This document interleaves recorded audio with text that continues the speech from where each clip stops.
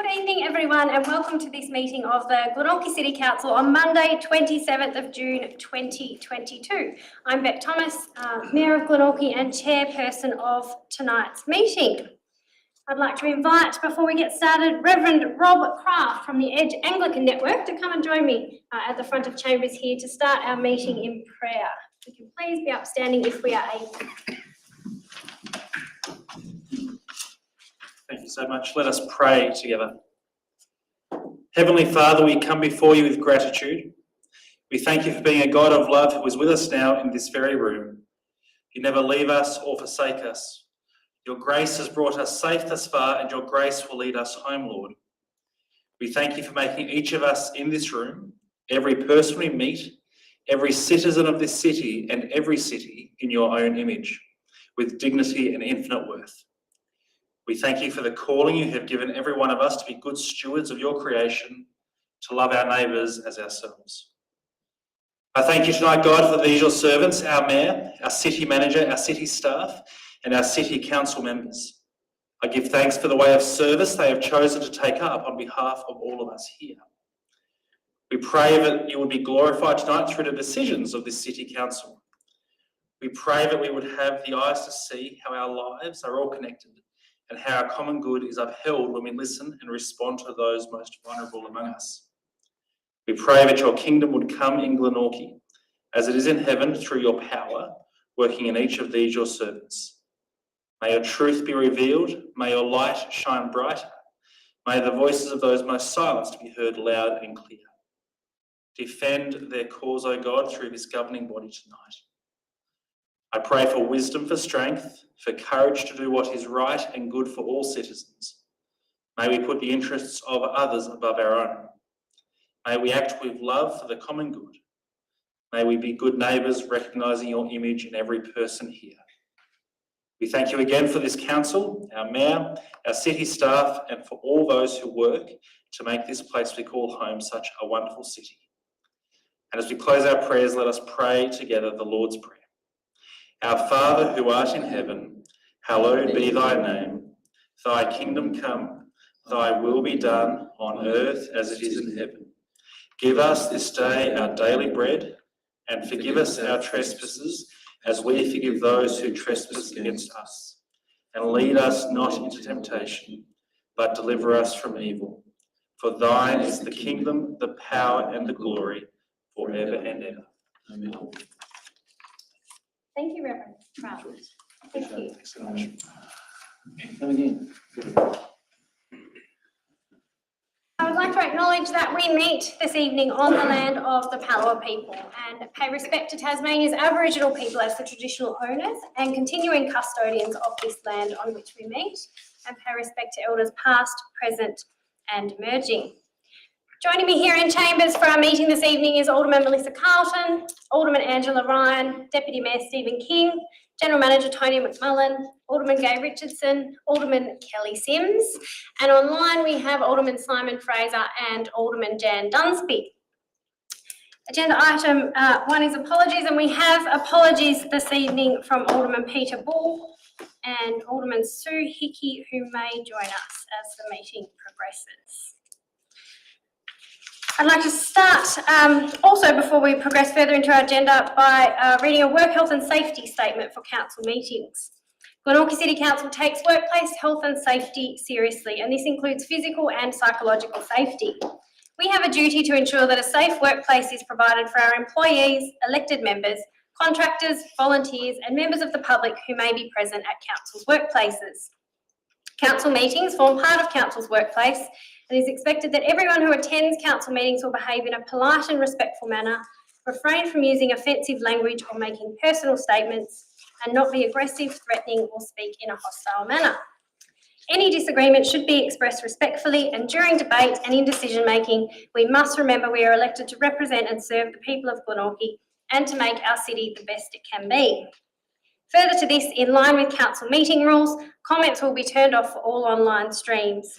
It is not acceptable for members of the audience to call out their opinions when they attend meetings in person, so it is logical, with streaming being our virtual chambers, that the same rules apply to participation online.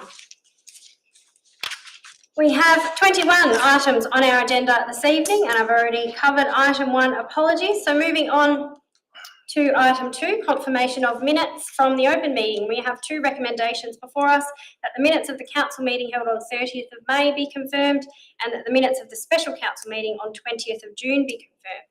Can I have someone to move these recommendations, please? Moved Alderman Richardson, seconded Deputy Mayor.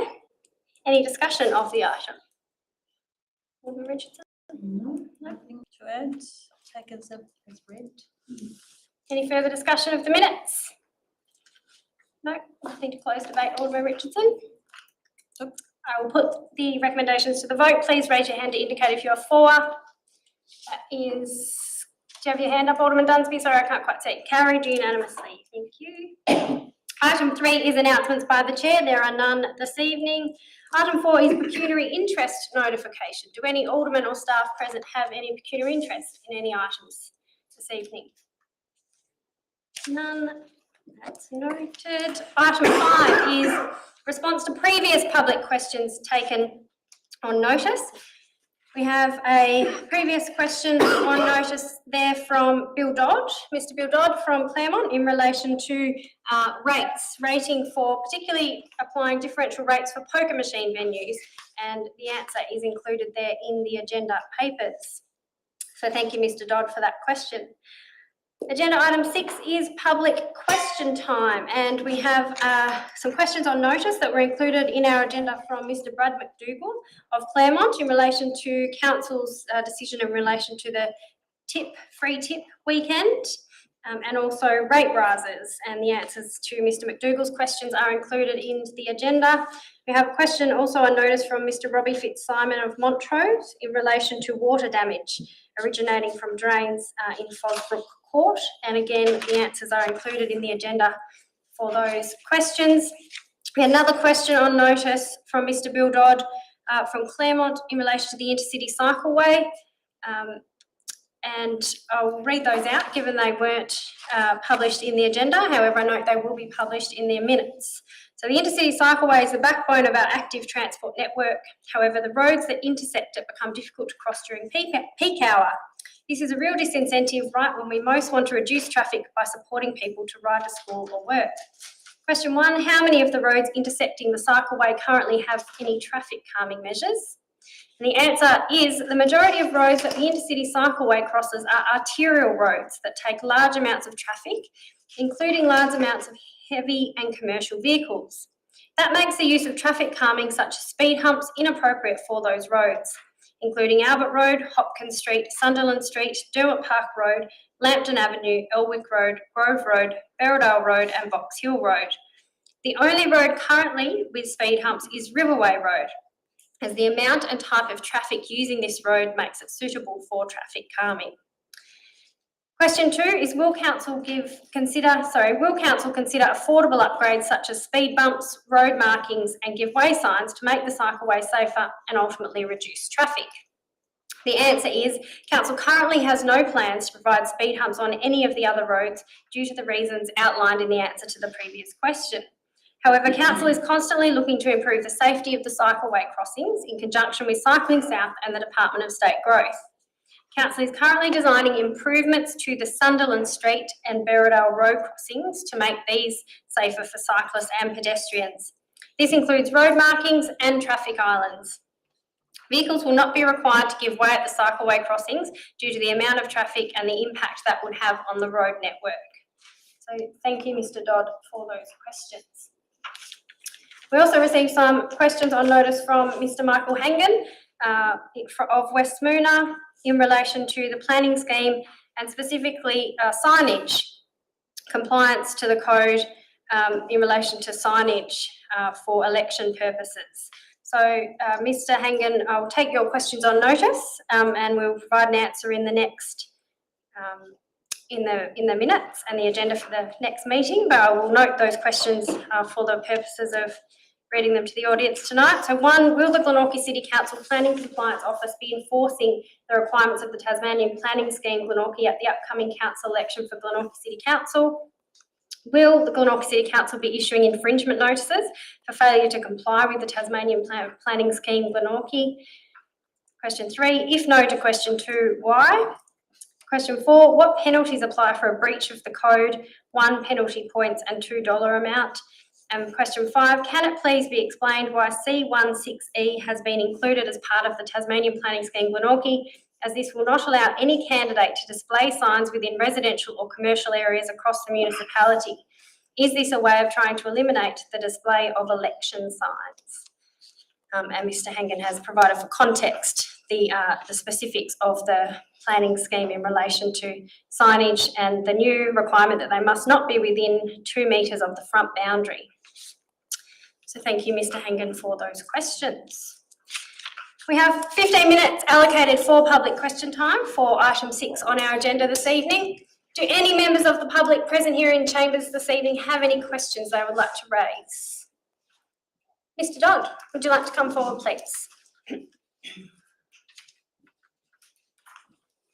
Thank you, Mayor, councillors, and thank you for responding to my questions on notice. My question is a point of clarification around the proposal for differential rates for poker machine venues. Of course, as your budget acknowledged last week, there's a lot of affordability issues in the community, and that's set to continue with inflation and cost of living pressures. But currently we are still losing 1.6 million in poker machine venues every month, and in the latest data for March, April, May, June. So I feel like, you know, we have a real collision between the affordability crisis and our existing problems with poker machines, and it's I think something I'd really like to see the council take on, hence my proposal to reduce the profitability of running poker machine venues by making rates higher and reinvesting those revenues back into the community. So my question specifically is around the response that council may set differential rates, however, it is restricted in the factors it can use in varying the general rate. So in the Local Government Act, the Act says that we can set a differential rate for based on land use, non-use of land, the locality of the land, any planning zone, or any other prescribed factor. So my reading of the Local Government Act there would seem to suggest that we can nominate any other prescribed factor, such as a venue or a premise or having poker machines run on it, and set a differential rate so that we're drawing more rates from the community, parts of the community that are making really obscene profits at the destitution and detriment of the community at the moment, especially in the current climate. So I have a question around that, and also some of the other queries around it being incommensurate with our open for business plan. Previous submissions from the Glenorchy City Council on poker machines have included large sections on why getting poker machines out of pubs and clubs is a pro-business proposition, because you are taking 1.6 million out of the community every month, and that is money that's being taken out of retail that is increasing crime and a whole lot of issues in the community. There was also a mention in the report that we have a harm minimisation policy at Glenorchy City Council in the statement of commitment. That's one of the commitments in the statement of commitment. The other is a statement, a position to reduce the number of poker machines, to advocate for the reduction of poker machines. So my other question is, what is the mechanism council would prefer to reduce the number of poker machines, if not by reducing their profitability and gradually phasing them out and reinvesting those funds in helping businesses transition out of poker machine as a business model over time? Yeah, so there's a couple of questions there. Sorry, I've gone on a bit, but yeah. Thank you. So in summary, Mr. Dodd, I think your questions, if I can try and summarise, and please tell me if I've interpreted correctly, are around specifically that section E in that part of the Local Government Act where you're suggesting it says any other prescribed factor. Council has the capacity to rate differentially on any other prescribed factor. So can we provide a bit of clarity on why this wasn't addressed in the question, perhaps? Your second question was, do we really perceive that is aligned with our open for business to enable business to profit from pokies, our open for business goal. And the third question is, what is the mechanism council prefers for decreasing or advocating for the removal of pokies over time, if not differential rating? How else are we advocating for this? And one thing that I forgot is it necessary to introduce this measure at budget time for the as part of the annual budget, or can that be brought in at any time once you give a notice of to the ratepayers that there's a change in their rates? Sure. Thank you. There was another question, well, I'm assuming another question in the sense that can the additional rates be directed towards funding programs with it, or? I'm happy with Well, council can- spending that however they see fit, but in practical terms, you could spend that, reinvest it in supporting people who've got problem gambling or Thank you. whatever you like. General Manager, in relation to that specific around E, would you like to respond to that, or would you like to take it on notice? Certainly. Happy to investigate that further, but normally the use of the word prescribed in this sort of manner in legislation picks up the idea that there would be a regulation that's sitting below that section in the Act. There's a regulation somewhere that's actually setting out other factors. So the word prescribed suggests described in legislation, in regulations, sorry. So happy to explore that further to see whether there are any other options there. But I guess the response that we were providing was to say, as far as we can read it at the moment, excuse me, there isn't an ability to go down below those individual land uses of residential, commercial, industrial, agricultural purposes, etc. That we can't sort of then subdivide into below those high order land use categories. But I'm happy to explore further whether E provides whether there are in fact any other regulations. That would be the purpose of E, to give you more a finer detail. It's power to set those sort of regulations as you were suggesting, but we can seek advice from the Treasurer or General. We'll have a look at the regulations, but I'm not aware of any regulations below that. But I'm happy to explore further. But it's certainly not uncommon that there are provisions in the Local Government Act that point to A, B, C, D, E, F, any other prescribed whatever, and quite often there's nothing prescribed. So it's just providing a mechanism. If in future the government felt it was appropriate to add additional factors, they can then do it through regulations rather than having to go back through to the Parliament. But we're happy to explore that one further. Thank you, General Manager. And I guess the follow-up question is it necessary at budget time? And I think the answer to that would be yes. So we set rates in June each year, and so yes, we would need to be setting that at June. I don't imagine we could change our mind on that midway through after we've issued the rates notices to our ratepayers. I guess it's somewhat of a philosophical question around that. Is this aligned with our the response around being council has a key tenet of its community plan endorsed strategic planning framework to be open for business, and it's council's difficult role to balance sometimes competing objectives such as these for the good of the community. Would you like to respond to that one, General Manager? Well, I guess I think it's a good observation that was made that during the COVID pandemic, when these venues were closed, there was money that diverted beneficially diverted. It stayed in people's pockets or it went to other more beneficial purposes. So that's certainly a really valid point. I guess the point I was trying to make there was that we can't be seen to be acting prejudicially in relation to different businesses. So that we're singling out a particular business for specific treatment, given that we're basically overseeing a tax regime. But I'm certainly not. I'm not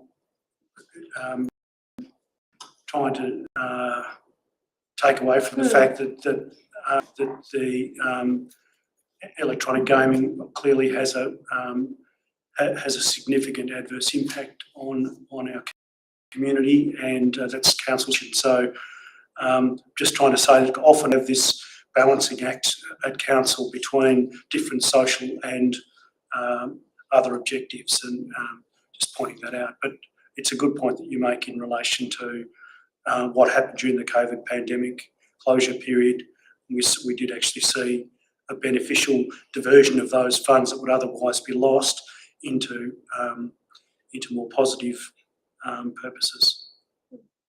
Thank you, General Manager. And I think your final question was, what is the mechanism council prefers for reducing the impact or reducing the number of electronic gaming machines in our community, if not differential rating? I guess that, we, as you perhaps would have seen it upcoming in our agenda tonight, we have an item on putting submissions to the government around the harm minimisation side of things, because as we know, the government passed legislation with the future of gaming markets policy already. So that sort of it rule, I guess, that advocacy that we had been consistently advocating for some time for the removal of electronic gaming machines in a staged manner over time. That call wasn't heard through that, I guess, consultation process that the government did in relation to that future gaming markets in Tasmania policy. So now it's really for us, I guess there is an opportunity for us to revisit that, and we appreciate the ideas that you're putting forward through this, exploring the differential rating. And I think, as the General Manager said, we most definitely will take it, take the question you ask about that and do some more investigating on that. So absolutely, we do as a council remain committed to that position, recognising the harm that they cause and wanting to minimise that, and still having that, I guess, overall aim of advocating for the stage reduction to phase them out over time. Great, appreciate it. Thank you. Thank you, Mr. Dodd. Any further questions on notice from members of the public? Mr. Alderton, would you like to come forward? Good evening. Good evening. Okay, so for the purposes of everybody watching online tonight, Shane Alden from Main Road Osses Ferry. I have some questions regarding item 9 tonight in regards to your gambling submission.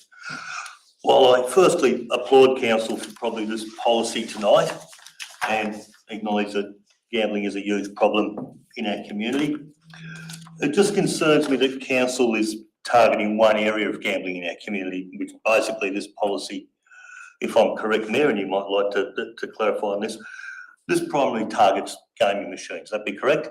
Yes. Right.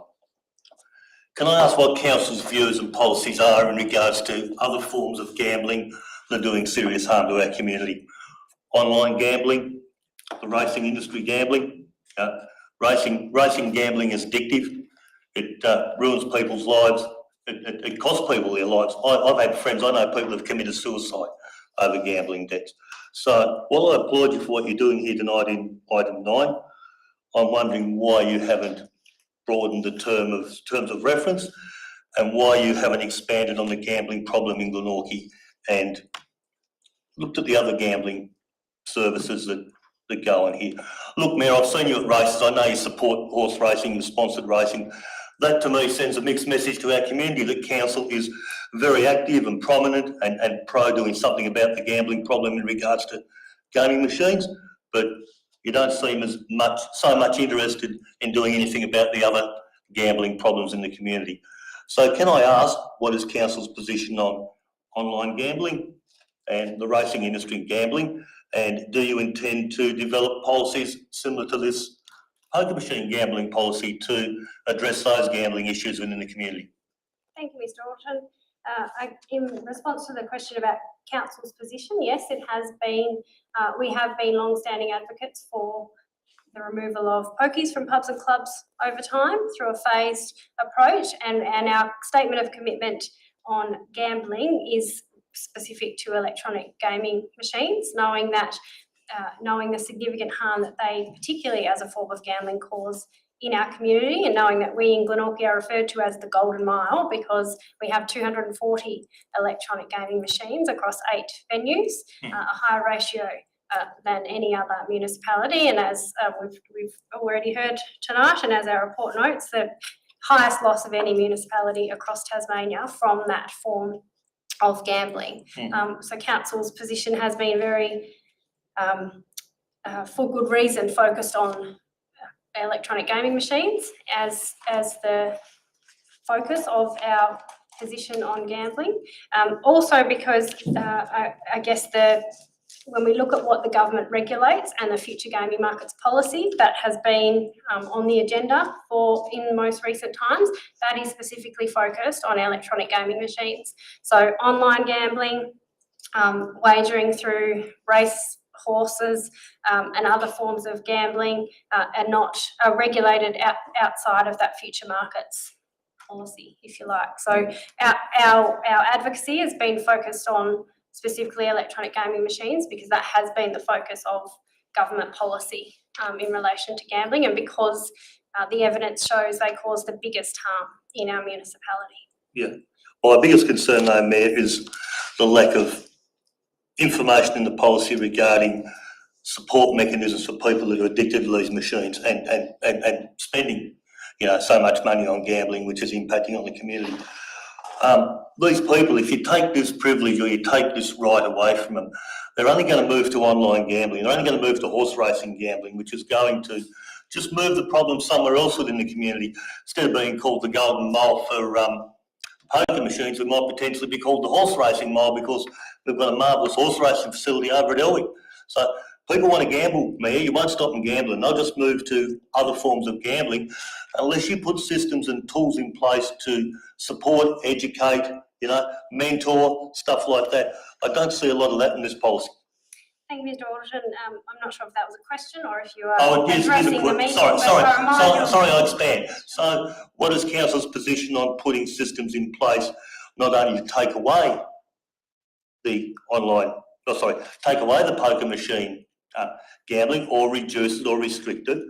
What else are you going to do to support those addictive gamblers to break this cycle or break this habit, and not just make it harder for them to gamble on poker machines, but to support and encourage them to not gamble at all? We don't want to see them move into other areas of gambling. Yeah, I think the evidence, I think there's been some research done on transitioning between forms of gambling, and I think the evidence, there's no evidence to suggest that if people can't gamble on pokies, they go and gamble on other forms, and I think COVID provided a good opportunity for research into that. In fact, it is the addictive nature of machines, of how they're programmed, and the actual impact that they have on people's brains through the way that they are programmed, and the bright lights, the sounds. Evidence shows that is what tends to lead to addiction. So it is the programming and the bells and whistles and all that sort of thing.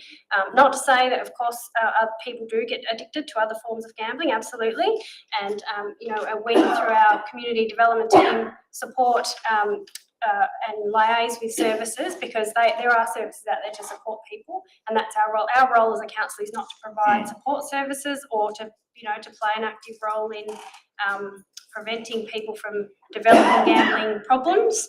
Our role in relation to gambling has been advocacy around the pokies issue for the reasons that I've outlined, and no, we don't have a policy on the other. Right. So are you aware there's clear evidence to prove that online gambling jumped by about 28% during COVID, when people couldn't actually go to these poker machine venues? No, I wasn't aware of that specific. Right. So this is the point I'm making. If you take the poker machines away from people, they'll still get their poker machines online, man. They'll still get their fix. So, look, it's okay to fix a problem, but I feel as a council, if you're going to try and fix a problem, put some support mechanisms in to help the people not move to another problem. Is that a question, Mr. Alderton? Oh, probably more a statement, I'm sorry. Anyway, I'm done with the questions. Thank you very much. Thank you, Mr. Alderton. Any further questions from members of the public here this evening? Mr. Steenbergen.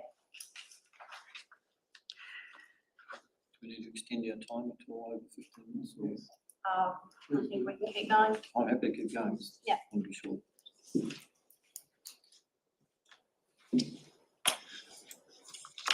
Good evening. Good evening. I'd like to start off by following up a couple of matters that were discussed at the last council meeting. The first one is the Green Shoots project. And I'd like to preface the questions by saying that we have yet to see any report whatsoever from council on that project. So I therefore ask some questions about it. So at that council meeting, did council decide to continue with the Green Shoots project?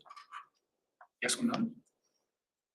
General Manager? Through you, Mayor, the project is still in our capital works budget for the 22-23 year.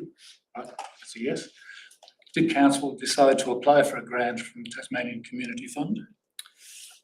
Again, through you, Mayor, the council decided not to. Okay. In that case, my last two questions I can skip. So that was, so just to clarify, so the project is still in our 22-23 capital works budget. The application to the Tasmanian Community Fund, which has now been withdrawn, was in relation to the operational 3 years of operational funding for that project. Yeah. Okay, well, I'll move on to the other item from the last meeting, which was about the service level review. Just very basic questions. Did council decide to go ahead with the service level review? Yes. Yes. Yes. Has council set a budget for the review? So I don't want to know how much. I'm just asking. It's a yes/no question. Well, council has essentially decided to direct me to undertake a targeted review of council services, which has commenced. Council set a target for that review and also set author in relation to a payback period for that review. Okay. And when is the review scheduled to finish? The review is taking place in two parts. First part is in relation to some immediate savings in our employee costs for the current 21-22 financial year, and the second part is to be a further. We'll be doing some further review activity in the 22-23 year. So I'm in the process of first and foremost providing an announcement on that to staff. So I prefer to announce that to staff before announcing it in the public domain, but it will follow shortly thereafter. Okay, thank you. And you just mentioned that you're going to you're conducting the review. Correct, listening. Okay, so makes another question unnecessary. Okay, I'll move on to a question just as it has occurred to me, because one of the other questions on notice about traffic calming measures. I assume council is aware of the Transport Museum's plans to set up rail crossings effectively between the museum and Berrydale Road, which includes Grove Road, which is one of the roads you mentioned. Will council consider any sort of traffic calming on that crossing? Yes, To retire. council, the answer is yes. Yes, council is aware of the Transport Museum's plans, and our Director of Infrastructure Works and our Manager of Infrastructure Engineering and Design have had conversations with the Transport Museum and maintain contact with them on that. So certainly all of those, although necessary, discussions are taking place on that. Excellent. Moving back a step, this is a bit more strategic. These questions are about the Greater Hobart plan that you're going to be discussing a little bit later on in the evening. And I noticed in there that the plan hopes for 6,100 new dwellings in the Windsor corridor between now and 2050. Now that is effectively the total number that we currently have. I mean, the target for the transit corridor is effectively the total for the city at the moment. So we're looking at an incredibly ambitious target.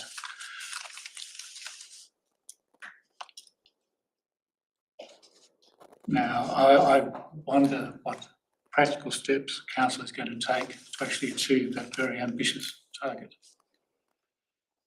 Well, I'll answer and then I'll defer to the General Manager. Obviously, the Greater Hobart Plan, as you would be aware, has been developed by the 4 Greater Hobart Councils together with the State Government through the Greater Hobart Committee. And the next phase, once the public consultation closes, which I believe is this week, and that plan is, the final plan is endorsed by the Greater Hobart Committee, the next phase will be to develop the implementation plan, and work has already commenced on early stages of drafting that implementation plan. So that will, I guess, be the detail, setting out how these sort of targets can and will be achieved, and how councils can work together and with the state government, and even where necessary, federal government and private investors, private developers, to achieve these targets. Okay, so when will the public learn about these initiatives? I'm just wondering. I'm sorry. Yeah, whether I Would you just like to add to respond that? further to the last question. So there are a couple of things. First of all, clearly, as part of the the Hobart City deal, council signed up with the other 3 inner metro councils and the state government and the federal government to a range of initiatives back at the beginning of 2018. One of those was to progress the action of the Northern Suburbs Transit Corridor. So that obviously, we've seen from the media that that's been progressing, and there's been a fair bit of discussion around what the preferred future mode will be. That's still sitting with the state government, who's been doing further work on the condition of the corridor itself, in terms of the bridges and crossings and ballast and a whole way, and the spatial parameters of the corridor. Excuse me. But another part of that work has been to look at a growth strategy for the corridor, and that's been something that the Department of State Growth has progressed. Excuse me, and that has been very much a high level piece of work that has I guess identified the objectives for the transit corridor, in terms of making sure that what's built there is going to be there's going to be vibrant neighbourhoods and the like. So very, very high level at this stage, and I think suggesting that there needs to be a look at some potential demonstration sites. That, as I say, is very high level. It's been conducted by a consultancy to the Department of State Growth. Really, the next piece of work that needs to be done now is the detailed structure planning for the corridor, and that hasn't yet commenced. And that is going to be the piece of work that starts to flesh out some of these issues around, what we can actually achieve in terms of the ultimate yield, if you like, from that corridor. I think that is what I'm getting to. I mean, Yeah. council's been pursuing light rail for a decade or more. And we've heard a great deal about the purpose of it, which is infill residential development. We've heard nothing about the next step, what happens next. So when might we learn something about those next steps? Well, I suppose at the moment, I think, off the top of my head, I'm trying to think of the numbers, but the federal government had allocated $25 million towards the transit corridor, and that was focused it needed to be focused, from my understanding, on physical works or investigations of that kind, rather than strategies. So I think that work is being, allocated as a result of the condition survey that was completed by consultants, again, for Department of State Growth. So looking at those issues around, the bridges, ballast. So I understand that work is still underway and within state growth. In terms of the detailed precinct planning, I think we're still yet to progress that with the Department of State Growth and the corridor, the Commonwealth. So there is a 3-year review of the implementation plan for the city deal, Hobart City deal, and that these things are likely to be part of that discussion. Now, given the change of government, we're expecting that is going to be completed by the end of this calendar year, I believe. But we'd certainly be pushing for that sort of investigatory work to be part of the next tranche of funding. That's from our perspective. That's the next piece of work that needs to be undertaken, from that high-level growth strategy type stuff to asking very specific questions around what infrastructure works do we need to do to make sure that we can support that level of development along the corridor, where should it best take place, and, questions of that nature. So, yes, it's the next piece of work that needs to be undertaken. Okay, thank you. Thank you, Mr. Sandbergen. Any further questions from members of the public tonight? We will move on then. Thank you. Item 7, petitions addressing a council meeting via deputation. Do we have any this evening, General Manager? No, we don't. None. Moving on then to item 8, activities of the mayor. We have a recommendation that council receive the report about the activities of myself, Mayor Thomas, during the period Monday 23rd of May to Sunday 19th of June. Do I have someone to move this recommendation, please? Moved Alderman Ryan. Someone to second? Deputy Mayor. Alderman Ryan. No.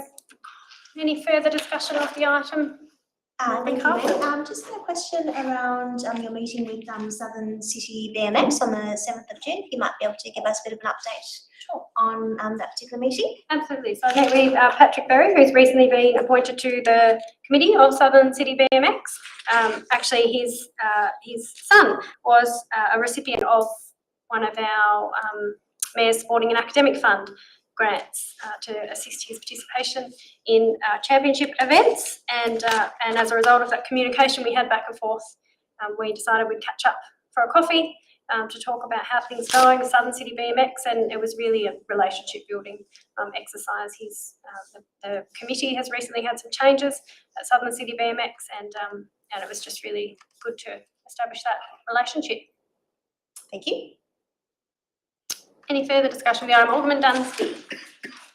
Thank you. Just Wednesday, the 25th of May, you met with your church and the Salvation Army. Could I have an update on that one, please? Yeah, sure. So obviously, Salvation Army, together with your church, have been supporting the street teams, led by the Salvation Army out here around the council lawn precinct, and it was really a catch up to talk about how the street teams was going, and actually discuss some proposal for whether that, there could be scope to expand that into broader activities, which might include things like some nighttime activities and even food bans and things like that. So they really just wanted to sort of discuss with us some broader opportunities for the street teams project.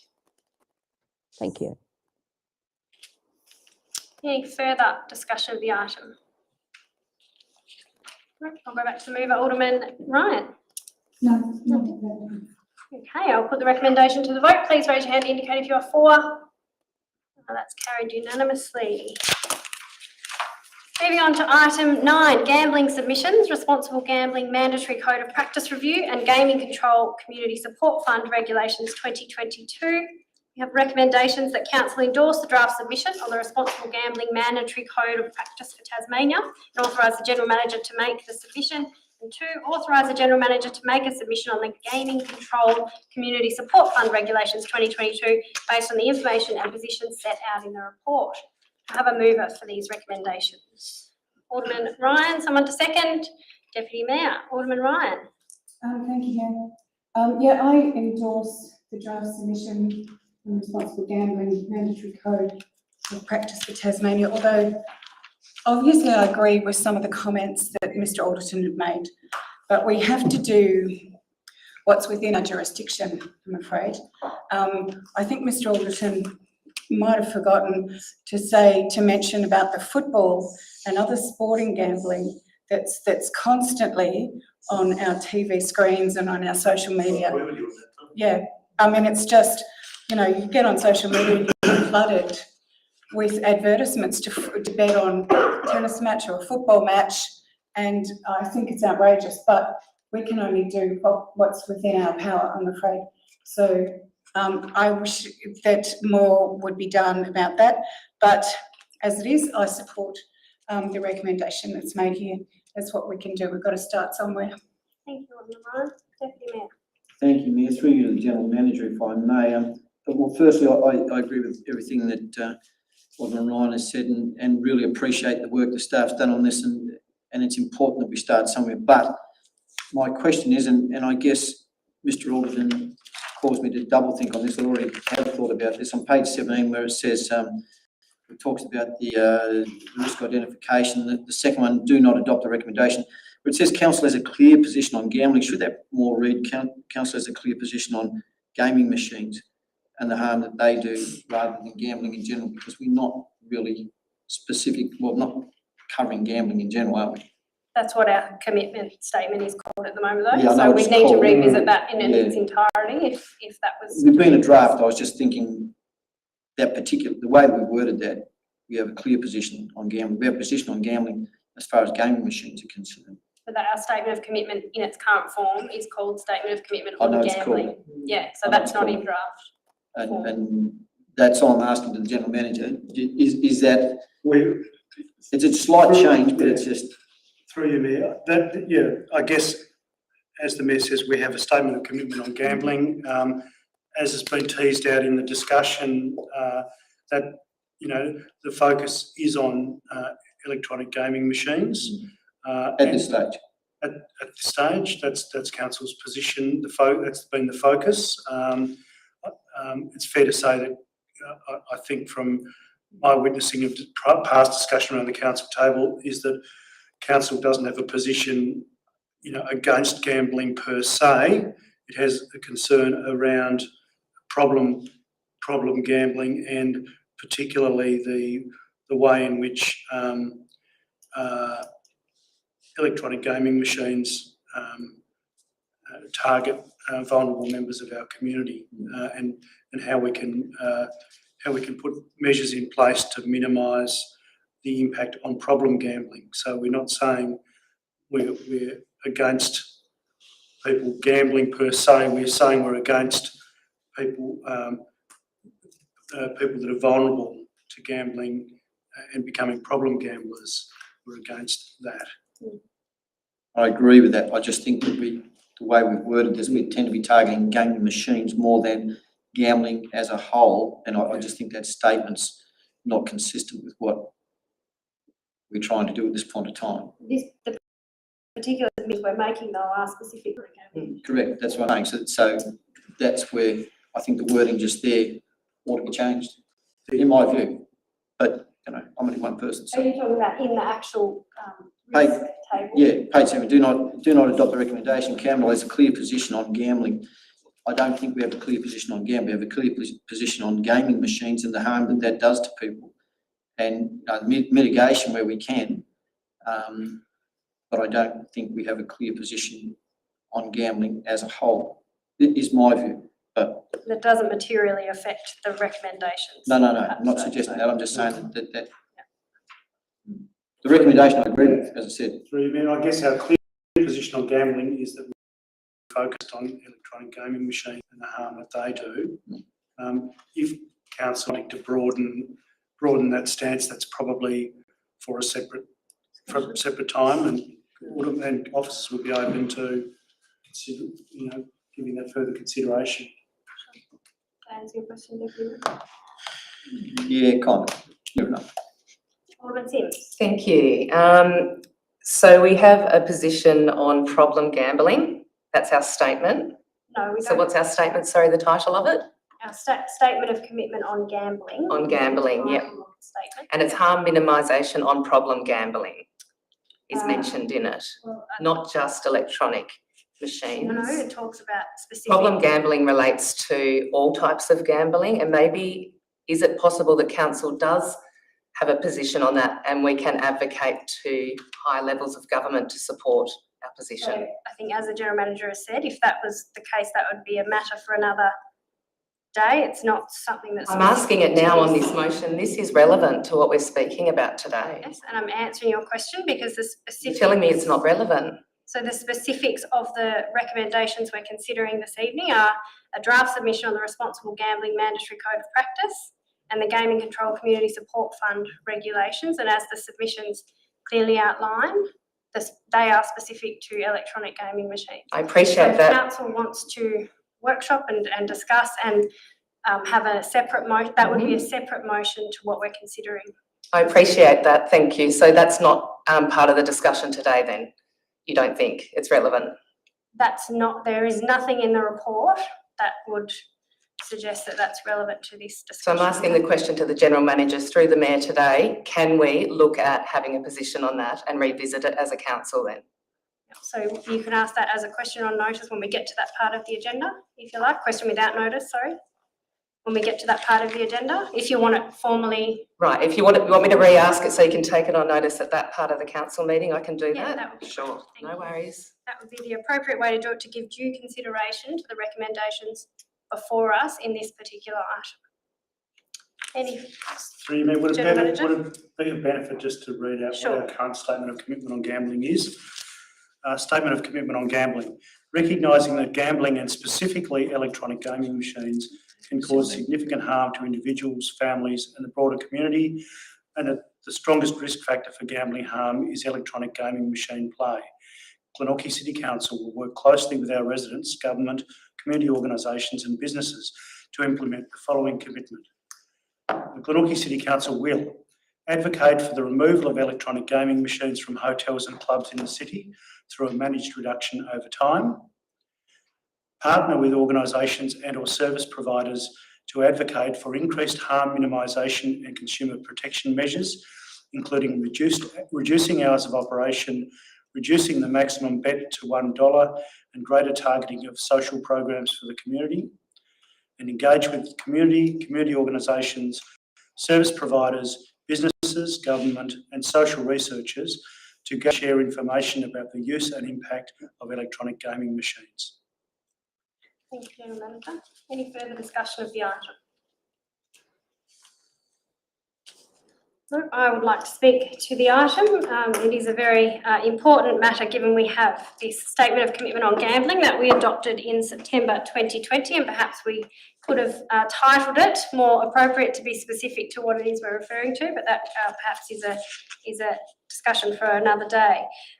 It outlines our position on gambling specific to electronic gaming machines, and we have continuously advocated for the removal of electronic gaming machines from pubs and clubs through a managed reduction over time, and for increased harm minimisation measures to protect people from the damaging impacts pokies can have on people's lives due to their programming and other features that can create addiction.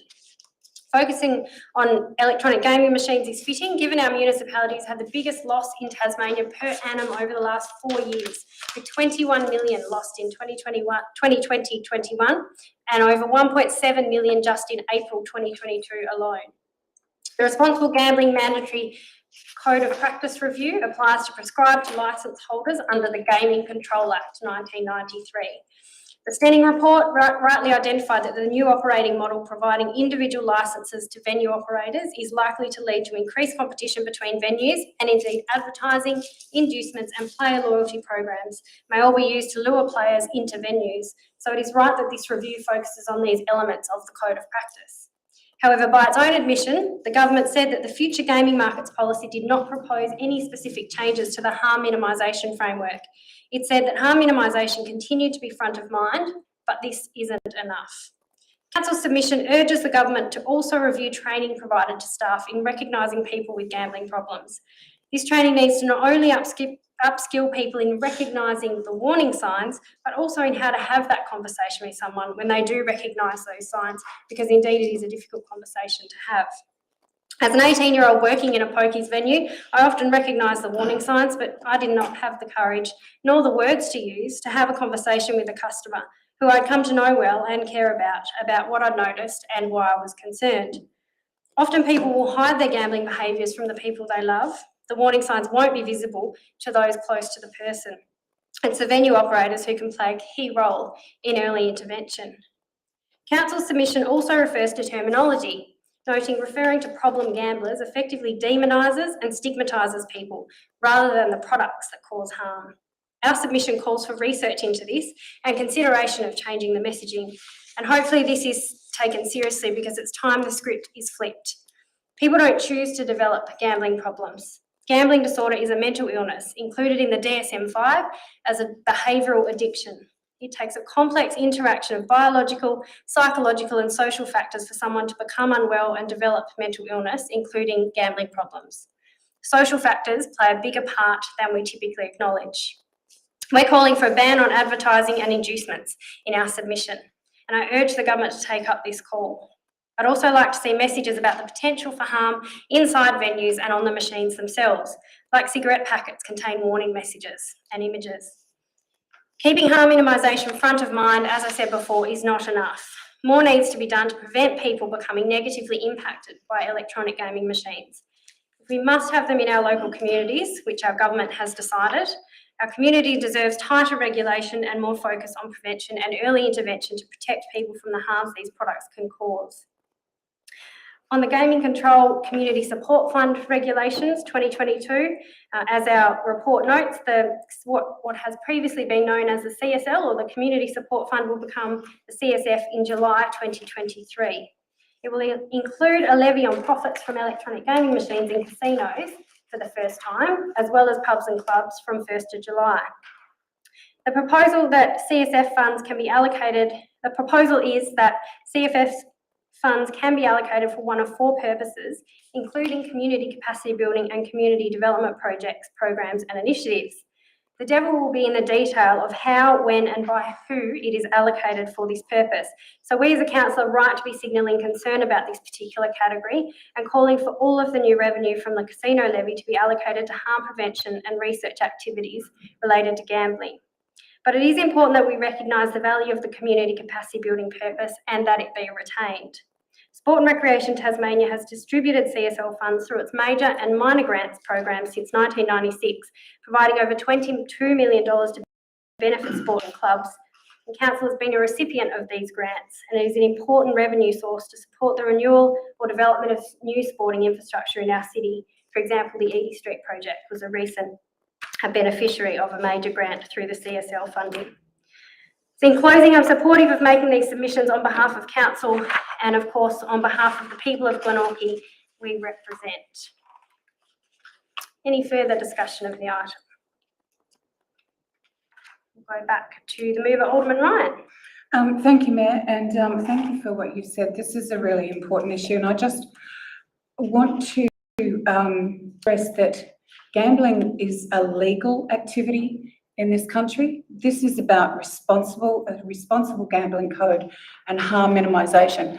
Whether we like it or not, we can't tell people to this extent, we can't tell people that they can't engage in gambling because it's a legal activity. What we can do is advocate for a responsible gambling code and harm minimisation. So I support this draft submission. Thank you. Thank you, Alderman Ryan. I'll put the recommendations to the vote. Please raise your hand to indicate if you are for. Alderman Fraser, do you have your hand up? Can't see it. Yep, carried unanimously.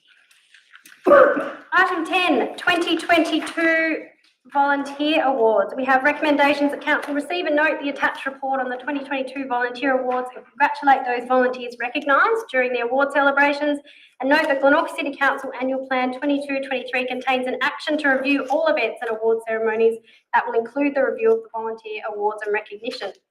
I have someone to move, Alderman Dunsby. Someone to second. Deputy Mayor, Alderman Dunsby. Thank you. I raised this issue initially back in April, when I had some concerns that there wasn't going to be any processes in place to acknowledge the volunteers. Now, people don't volunteer for awards, but it is really wonderful that we do have the opportunity to acknowledge them. Also, the organisations that they volunteer for appreciate the opportunity for them to be acknowledged as well. So I certainly appreciate that due to staffing, these events were delayed, or the volunteer awards were delayed, but did eventually happen, as this report shows.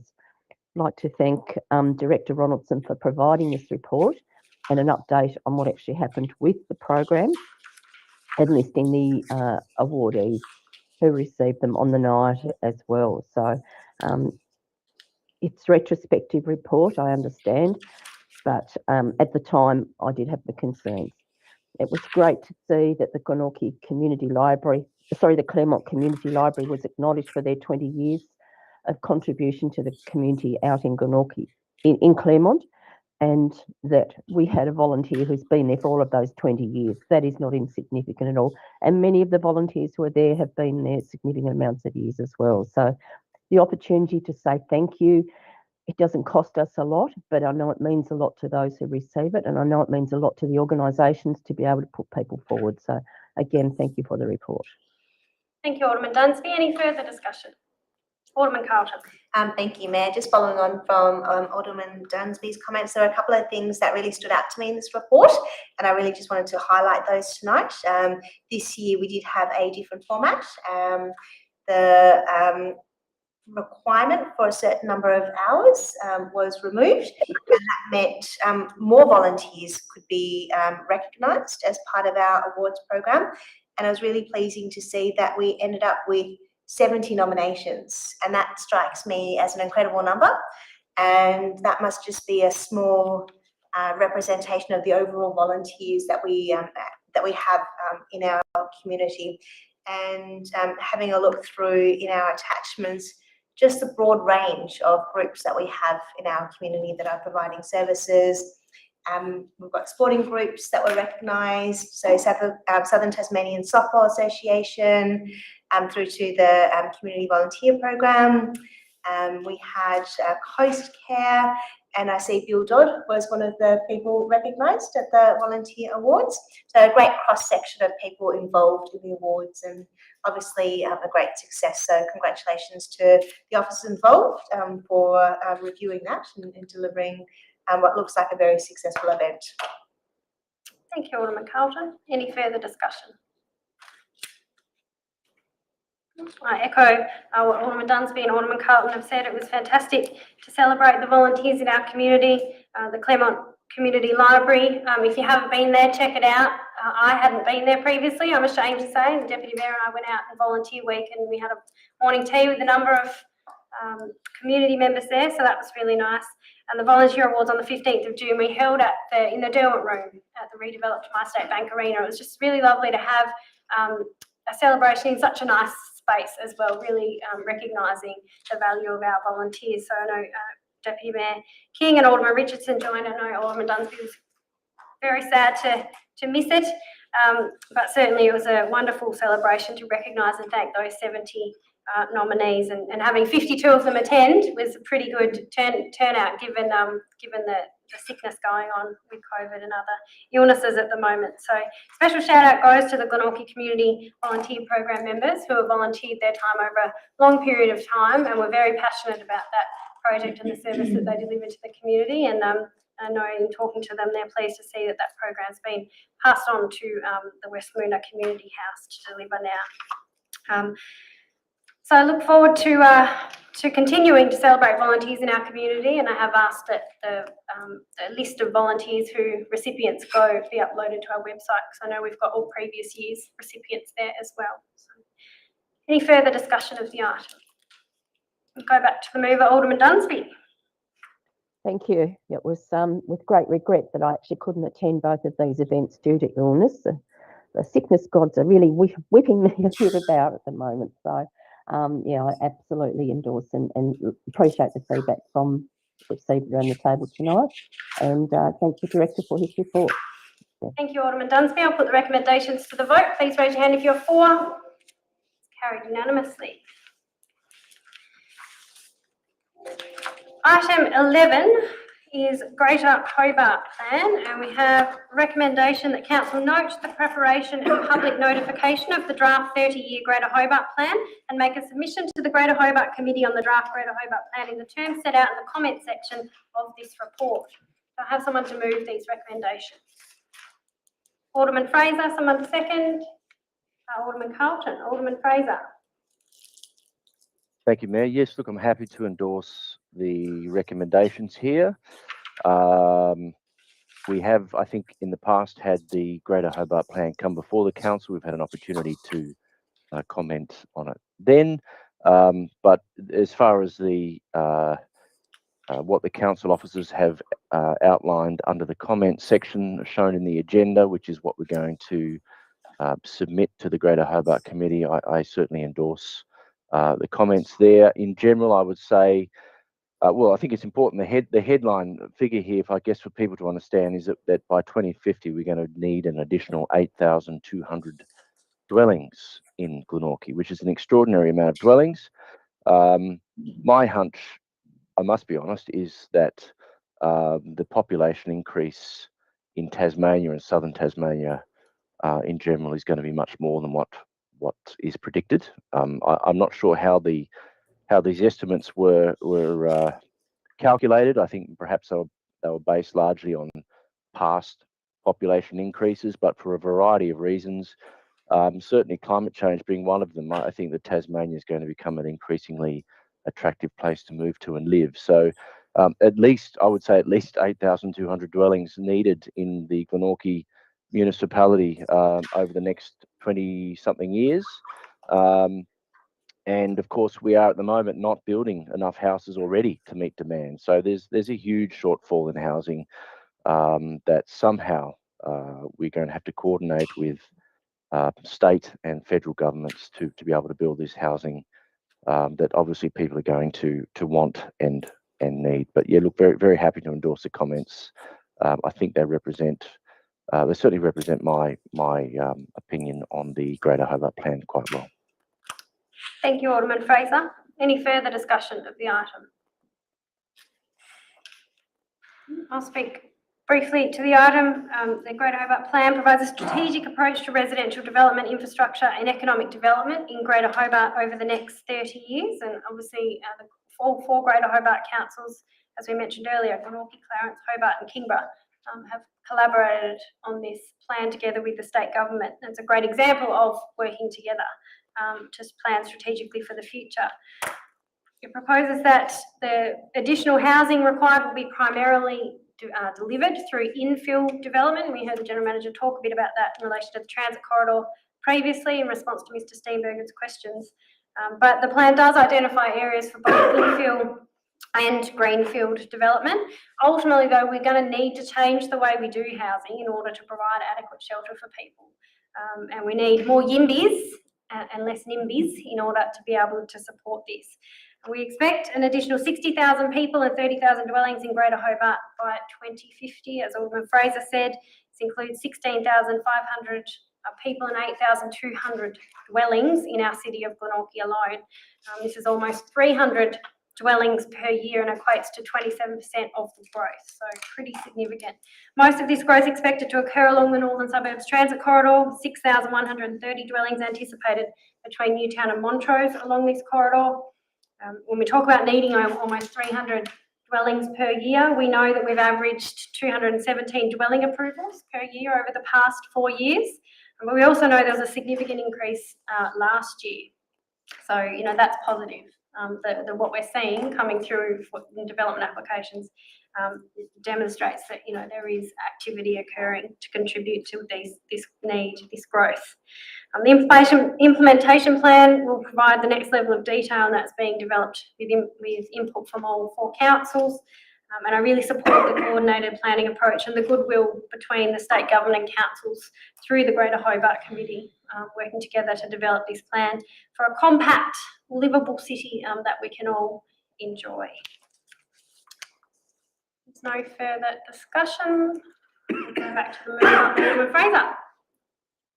Thank you, Mayor. Yeah, look, I endorse what you said there, and I think it is worth emphasising that something you said there about the the style of housing that we live in, it is very obvious that if we are to increase the number of dwellings in our municipality without having urban sprawl, that we will need to get used to living in denser residential environments.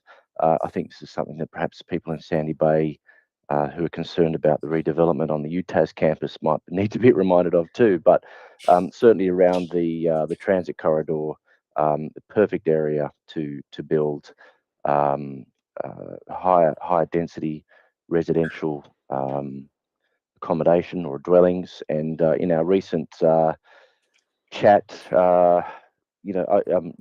community yarn in Moona, we had the opportunity to ask residents this question, and most people were quite positive about the idea of having,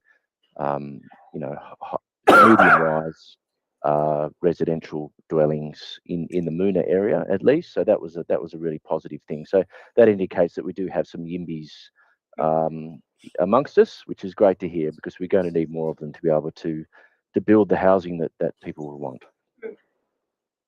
Thank you, Alderman Fraser. I'll put the recommendation to the vote. Please raise your hand to indicate if you're for. That's carried unanimously. Item 12, new council policies. We have a recommendation that council adopt 4 new policies in relation to footpath trading, mobile food businesses, nature strip policy and retaining wall policy, and authorise the general manager to approve mobile food business locations subject to any planning requirements as outlined before us on page 40. Do I have someone to move these recommendations? Alderman Richardson, someone to second. Alderman Ryan. Alderman Richardson. Thank you, Mayor. We've been asked to adopt the 4 new policies. A lot of work goes into developing policies, so thank you everyone who helped prepare the documents for adoption. But these new, as pointed out in the report, these new policies provide opportunity for the city to become a more vibrant and dynamic, which is welcomed, and I hope it generates a lot of interest. I just have a question in relation to permits issued under the footpath trading policy guidelines. There doesn't seem to be any reference to fees attached to permits if you apply for permits. Can we just have some clarification around that, please? Sure. General Manager. The Manager, Infrastructure, Engineering and Design. Yep, Patrick. Permits, fees. Yeah, through you. Yes, the fees are there for the footpath trading. So an application is made and it's $44 per square metre, depending on the size of the outdoor area that you're occupying. Oh, right, okay, yeah, okay. Okay. Thank you. That's all, thanks. That's the only question. Any further discussion? Alderman Carlton. Thank you, Mayor. Similar to Alderman Richardson, these, once we make a decision on these policies tonight, and if they're adopted, I think it will certainly generate a lot of excitement and some ideas for our community. I did have a couple of questions through you, Mayor, just in relation to the footpath policy around the fees and charges. So this policy came to us as a workshop item, and we had an opportunity to have a look at this and provide some feedback. My question relates to parklets, which fall under the guidelines. And as the guidelines are in the document we've been provided, the fees that we will be charging is a one-off fee, and then an annual fee, which is the same. It's the same as the footpath dining. So at that workshop, I provided some feedback around whether we would have a separate fee for parklets, given that there's a lot more cost involved for council to actually assess an application. So it's not just the value of the land and the loss of parking, it's actually the cost of actually assessing that. So I just wanted to see what the rationale was for keeping the fee as it is in the recommendation and not charging a higher annual fee. Thank you, Alderman Carlton. Happy to delegate that one, General Manager, the Manager. Thanks, Patrick. Yeah, so the parklets are a bit more complex than just like you mentioned, just the normal footpath trading. So that's going to be assessed by a separate report because it's not a one size fits all in terms of the cost of parking that's provided in the land that's being used. So that would be assessed on a case by case basis. And it's a one-off assessment fee, plus also the $44 per square metre for the area they're taking up. Yeah, so I might just rephrase my question if that's all right. So my feedback at the workshop was, given that there's a lot more work for council officers to actually assess that application, it seemed that what we were charging wasn't enough in terms of that initial fee around recovering some of the costs actually involved in that process, and whether the $44 per square metre for a parklet versus $44 for footpath dining, whether we, we talked about whether we would charge the same or whether we'd actually have a higher fee per square metre for a parklet, given it's a different level to what footpath dining is. Sure. So yeah, we're keeping it consistent with the footpath trading, but there's also the additional one-off fee, which will be much more. That doesn't exist for just the normal footpath trading. So that's where we cover those costs of doing the assessment in that one-off fee. So in the report it says the fee is based on the loss of parking and the value of the land. So it doesn't actually talk about what it costs council to actually assess the application, which is what we talked about in the workshop, whether the one-off fee needed to also include officers' time for assessing it, given it's a more complex arrangement. Yeah, surely the fee we will need to take into account officers' time spent on assessing the application. Okay, so that's not clear in the guidelines, in that the fee just talks about, the one-off fee would be the value of the land and the loss of the parking. It doesn't talk about our officers' time. Yeah, sure. As I mentioned, it'd be on a case-by-case basis as well, so we do have some flexibility on what that one-off fee looks like.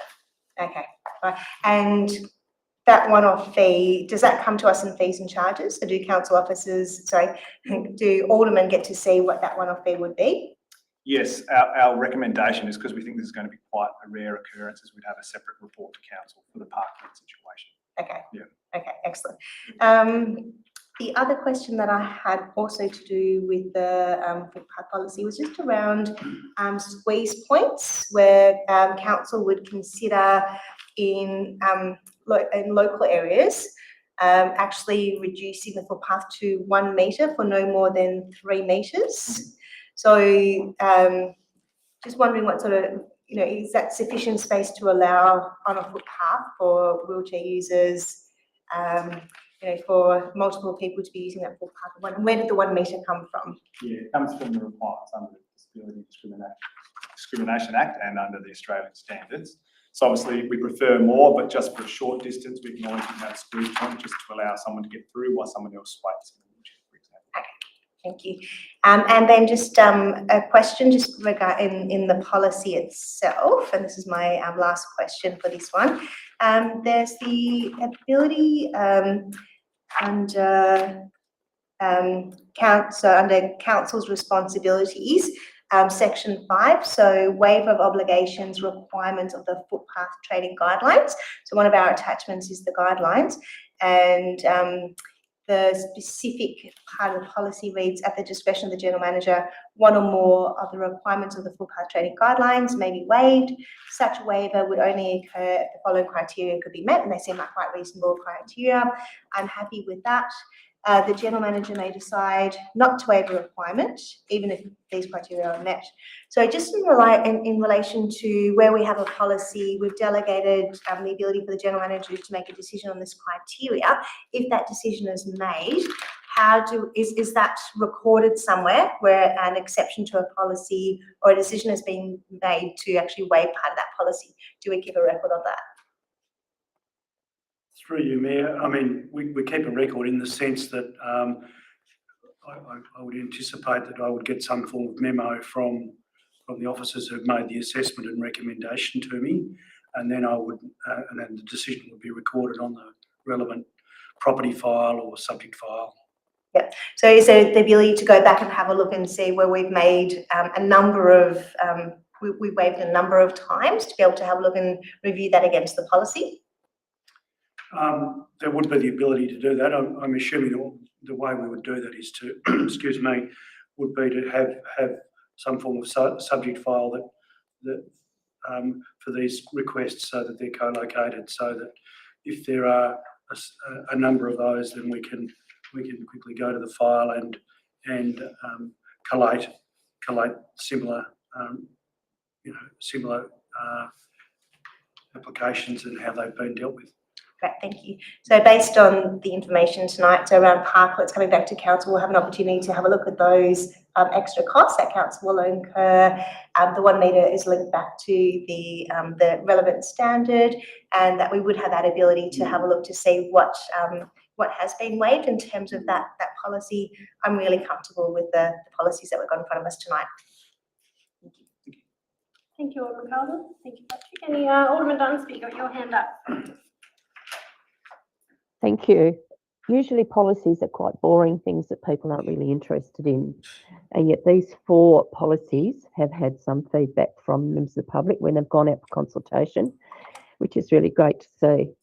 I'd actually like to commend members of the Access and Inclusion Reference Group who took the time to meet with council officers through Moona and to demonstrate and measure out particular aspects of this policy, particularly around the footpath policy and the trading policy, and to see it in practical demonstration and how it will work. So, excuse me.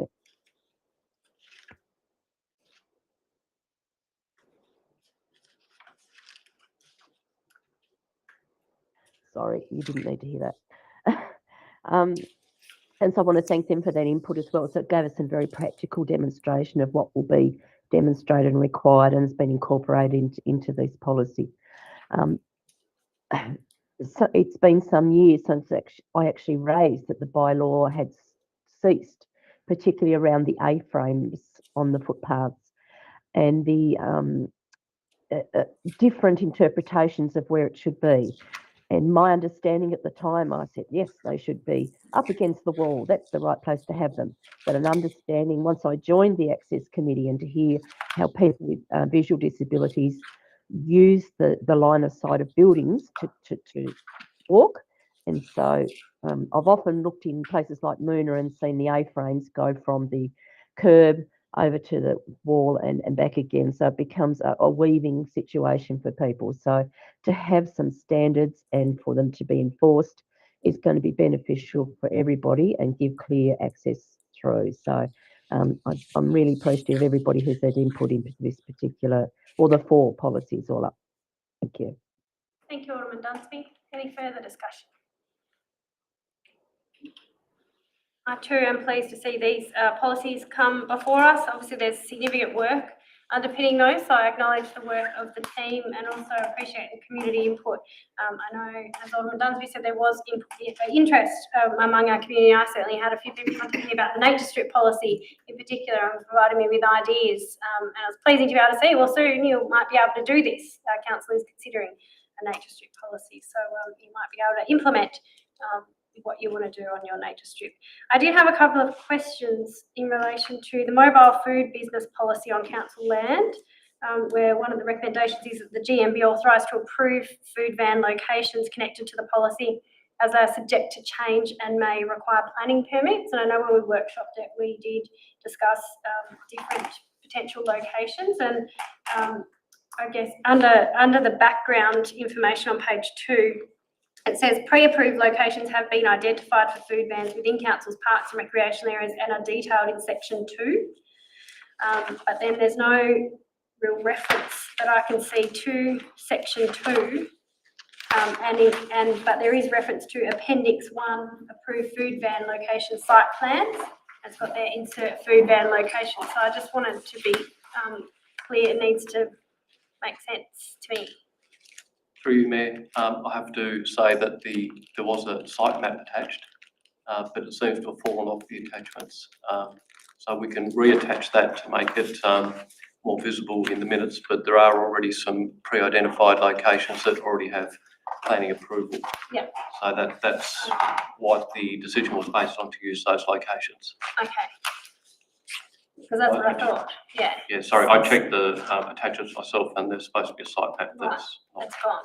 So that will be included in the minutes and on the website with the policy. So is there any reason why it says detailed in section 2 and then is referred to as appendix 1? Can that be amended to say detailed in appendix 1 instead? Yep. Just so that that's clear. It's only a minor amendment. So doesn't require typographical thing. And then on relation to the nature strip policy, that too has an appendix, which is the preferred plant selection list. But I couldn't see anywhere and I may have missed it, in the actual policy itself that refers to the appendix.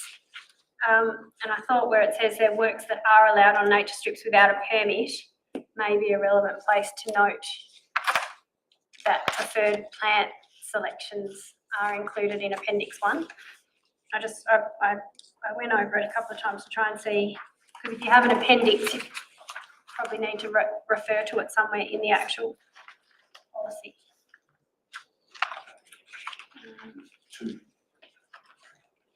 Through you, Mayor, it is in there. Oh, is it? I Policy missed it. at the very top of page 2. I can see probably the formatting makes it a little bit hard to see because it's just a dot point above the statutory requirements. It's followed on from the page. Oh, I see. Appendix 1, preferred plant selection and environmental weeds list as a related document. Yep. It's also referenced works that are allowed on nature strips without a permit under 1C.2. Refer to appendix 1 for preferred plant It is selection. too. Do you know, I read through that 3 times trying to find that. I missed it. There you go. Thank you. That answers my question. And yeah, I appreciate the effort that's gone into the retaining wall policy because that's pretty specific engineering stuff in the guidelines there. So happy to support these policies and appreciate them being prepared. Any further discussion? I'll go back to the mover, who was Alderman Richardson. Nothing further. Thank you, Alderman Richardson. I'll put the recommendations to the vote. Please raise your hand if you are for. That's carried unanimously. Moving on to item 13, more policies, updated council policies. We have a recommendation that council adopt the updated advertising devices on council property policy in the form set out in attachment 2 and rescind the disposal of council assets policy in the form set out in attachment 3. I have someone to move these recommendations, please. Moved Alderman Richardson, thank you. Someone to second.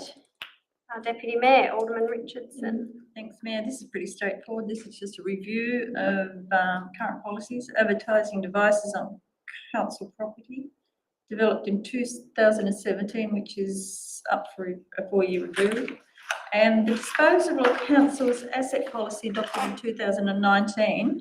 It's been marked with a couple of changes, but just it's for rescinding and converting to directive.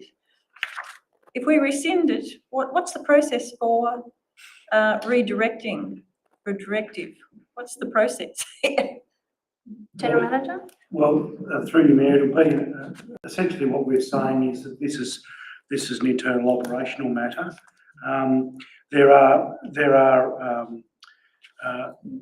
There's sort of guidelines in terms of my delegations as General Manager in relation to the limit under the Act to which I can confer financial or a non-financial advantage.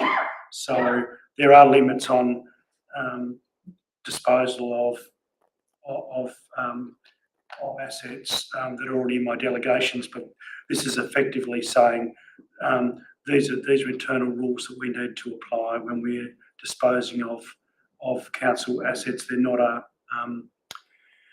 necessarily a public, outward-facing policy. They're something that guides how officers have to dispose of surplus assets.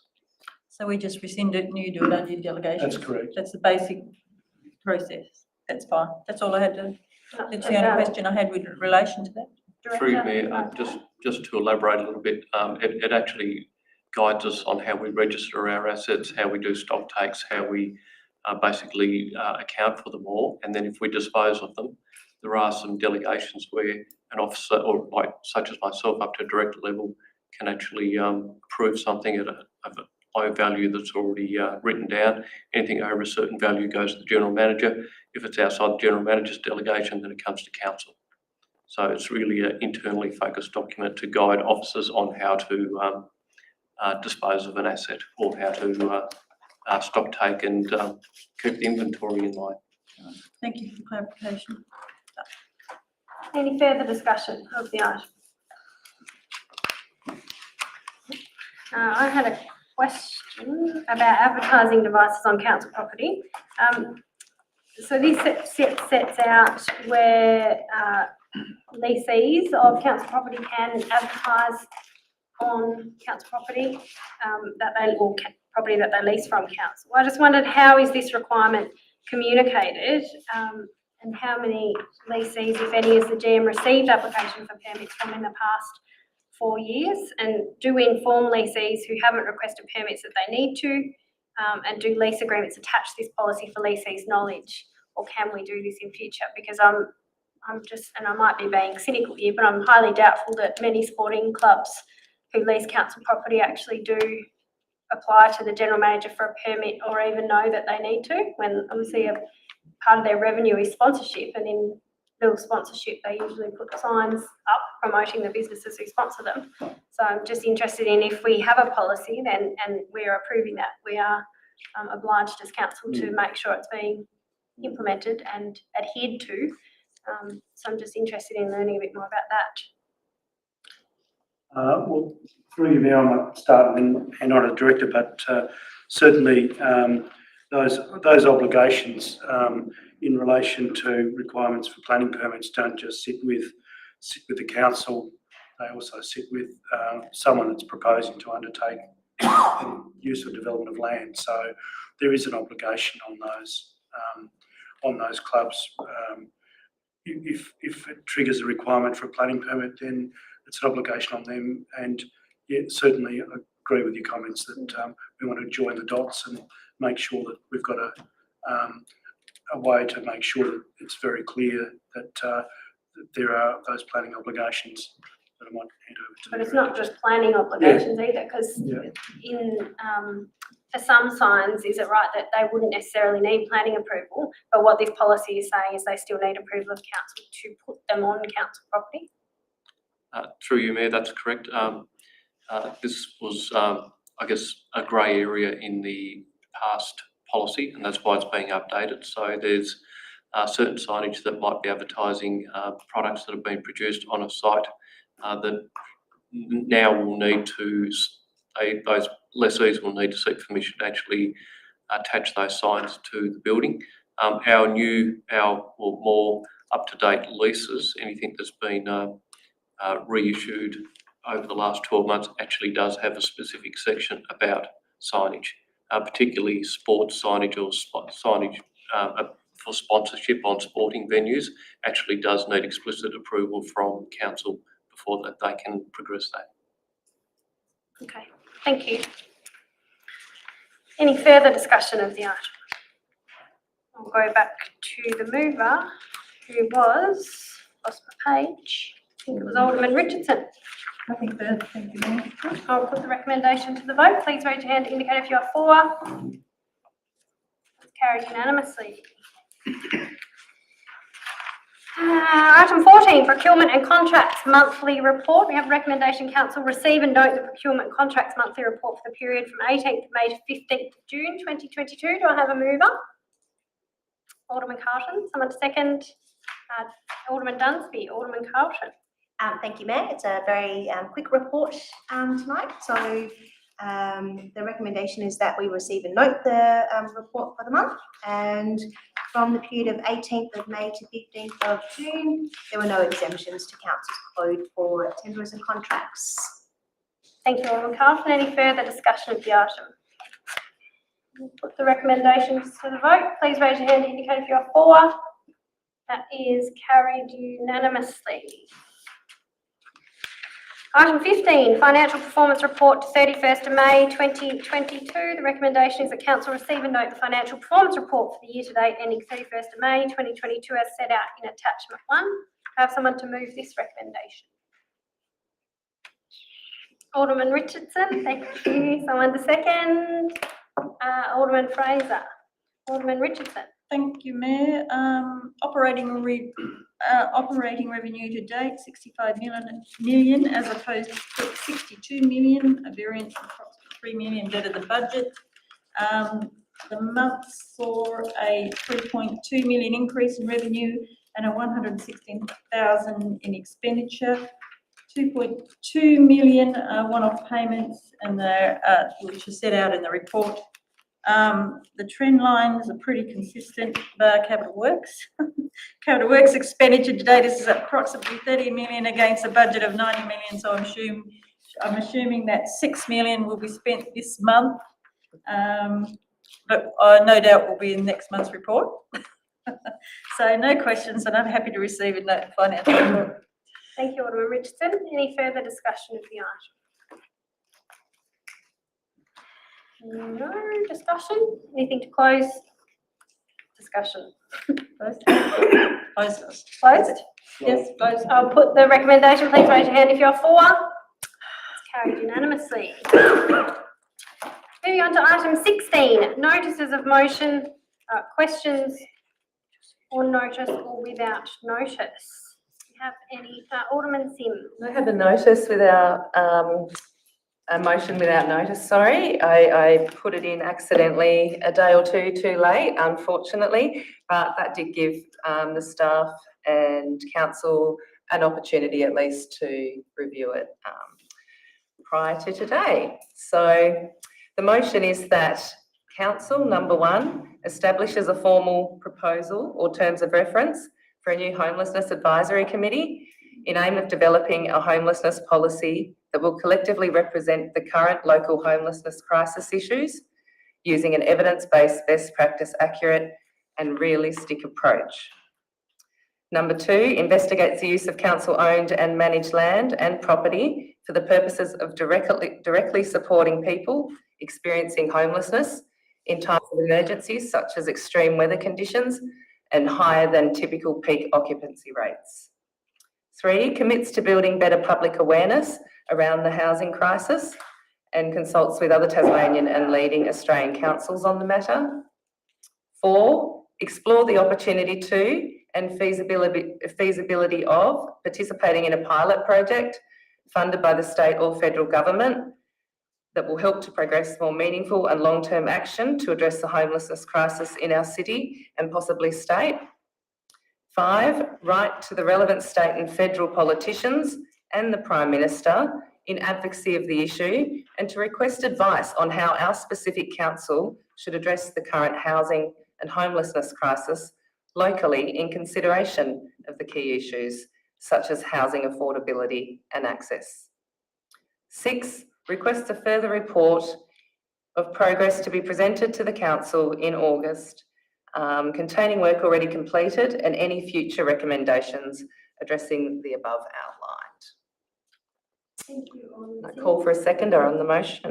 Do I have someone to second the motion with the 6 recommendations Alderman Sim has read and provided to us via email?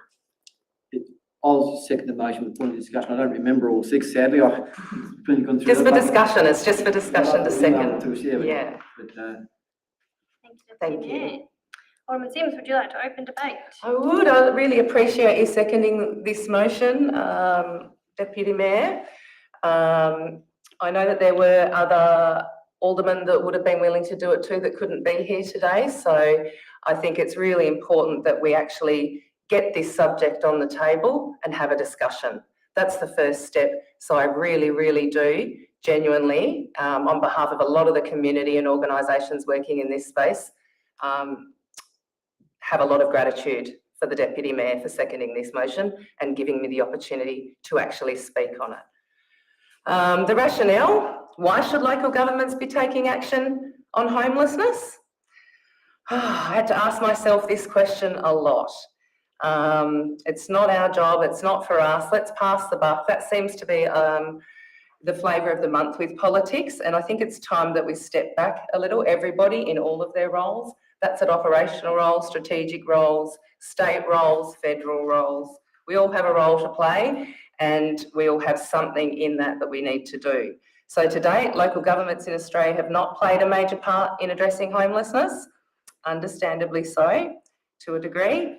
However, the recent decisions of the Council of the Australian Government, which is now known as the National Cabinet, have committed all tiers of government, including local councils, to reducing homelessness. It is important, therefore, to understand what actions leading local governments currently take in addressing homelessness, and how other programs and policies implemented by local government may affect the homelessness population, and how good practice in this area can be achieved. Local governments are the closest level of government to the communities and have a responsibility under the Local Government Act to provide for the health, safety and welfare of their community. I'm sorry to say to those critics, it's not saying rates, roads and rubbish. That is one very small part that doesn't encompass at all what we do as a council and how we look after people. And if you look at some of the policies and the decisions we've made tonight, that reflects that. So the goal is here not to cost a lot of money, and if you read the motion and the attached to that, it's around exploring and investigating the opportunity, hearing back from the experts, having a committee with people who actually have lived experience on it that can feed us genuine accounts of what it's like to be out there, as well as the people that study and research it and work on the ground with these cohorts. This role includes communicating with all levels of government as well, taking action on major social, economic issues as warranted. So that's why it's investigate now, not demand that action is taken directly from this motion. It's important that we go through the process and we do it in a measured and balanced way. Local government is fundamentally responsible for leading, driving change and influencing the community via the ground-up approach.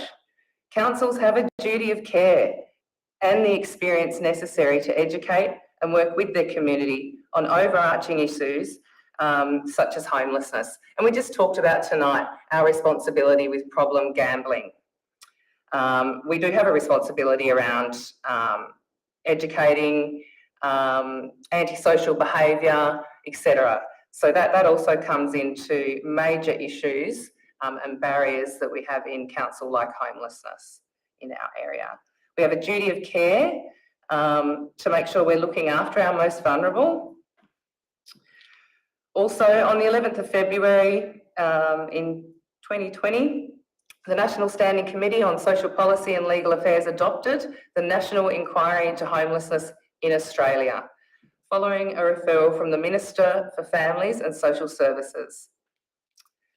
The evidence into this inquiry, in evidence to the inquiry, the committee heard a range of suggestions on how governments and all levels could more effectively address the issue of homelessness in Australia. The committee's inquiry also took notes of previous reviews and inquiries into homelessness undertaken at the state and federal level in recent years. In total, the committee received 201 submissions, 25 supplementary submissions, including 4 confidential submissions. They also held 5 public hearings in 2020. Defining and describing homelessness in Australia,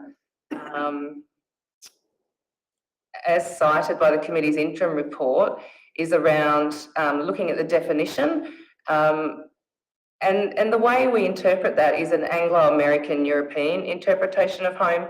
That's something that still requires some support around, I think, how we actually view homelessness and how we can support other people around some of those aspects.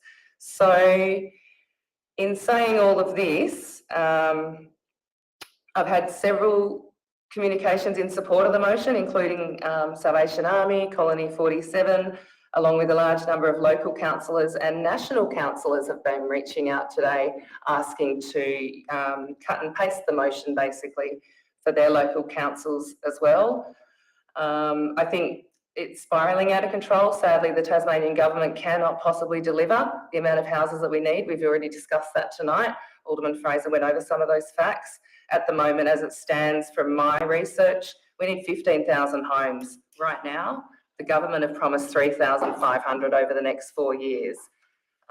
It's something that we need to look at. We've also got calls to action from our Prime Minister saying it is council and local government's responsibility to take ownership of some of these problems that we can help support. And our state member, Julie Collins, recently also had a call to action for councils last week in the media around that. I think the services, Tasmanians homelessness services are usually providing the right supports to people, but are well under-resourced for the issue at hand. There's simply no housing. That's the real problem that none of us at this level can meaningfully fix. So it's not up to local governments to fix the issue. It's not up to us to build houses. It's up to us to link some silos. I've been talking to service providers. I've been talking to people that lease council buildings, sporting clubs, things like that have access to facilities, and they would love to all help. It's a matter of having a body in the middle, a community development team for that city to connect those people and to help make sure those happen and they get funded, perhaps not by council, it can be by federal government as well.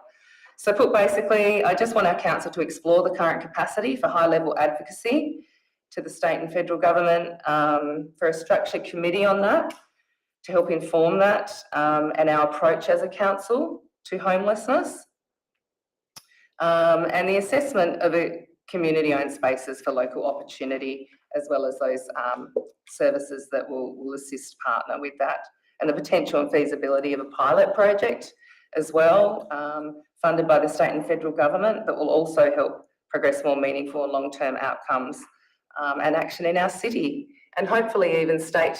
And by the sound of it today, with the feedback I've had from national media and locally serving councillors, that the nation even as well. So thank you. Thank you, Alderman Sims. Any further discussion of the item? Alderman Richardson. Yeah, thanks, Mayor. I'd like to thank Alderman Sims and wish to commend her on her initiative. We all acknowledge that homelessness is such an important issue. It's front and centre in our minds, and my heart goes out to all those people without a home, a place to call home. With regards to this motion, Council has already taken action to address homelessness in our city, and I'd like to just propose a procedural motion, if I could. Just a little bit of more information to ensure we get the most out of Alderman Sims's proposal. I'm just suggesting we defer the motion until next month to give council more time to obtain more information.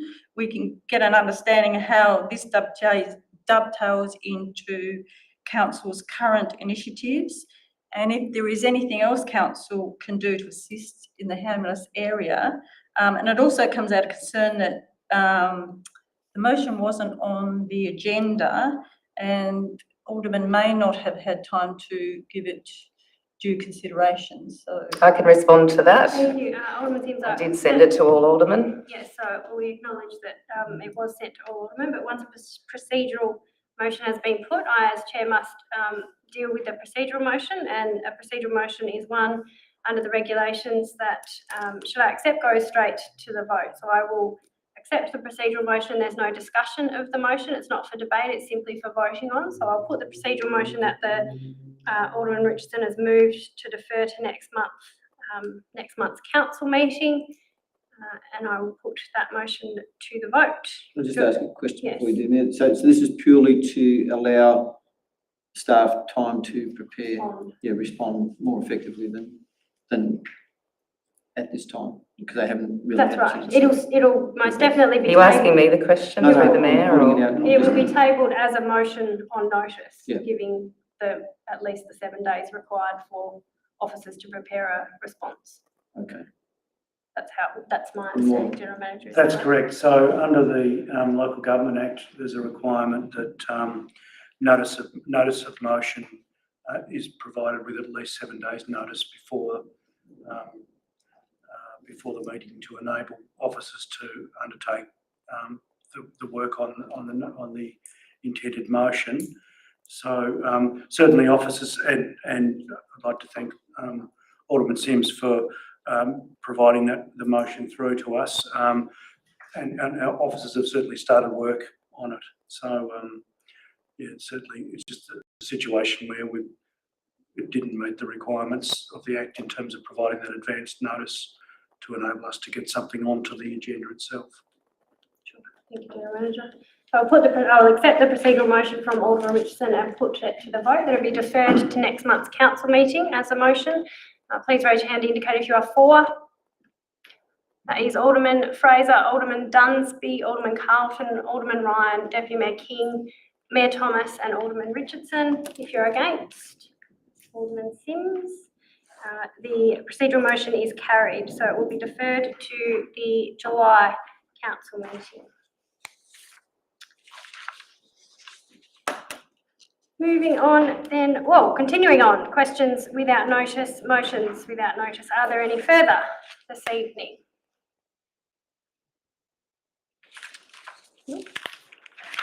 Well, that brings our open component of our council meeting for Monday, 27th of June to a close at 7:51 p.m.